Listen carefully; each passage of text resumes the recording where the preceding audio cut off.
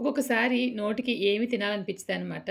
అటువంటప్పుడు ఈ విధంగా వెల్లుల్లిపాయతో పులుసు తయారు చేయండి. 4 ముద్దలు ఎక్కువగానే తింటారు. అంతే కాదండి, ఇదొకసారి చేసి పెట్టారంటే నెల రోజులైనా పాడవకుండా ఉంటుంది.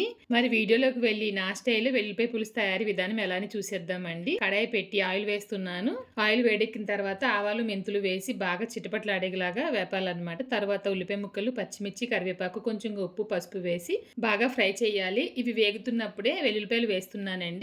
వేసిన తర్వాత ఒకసారి మళ్ళీ ఫ్రై చేసి మూత పెట్టి తక్కువ మంటలో 3 నిమిషాలు వదిలేయండి. వెల్లుల్లిపాయలు బాగా మగ్గుతాయన్నమాట.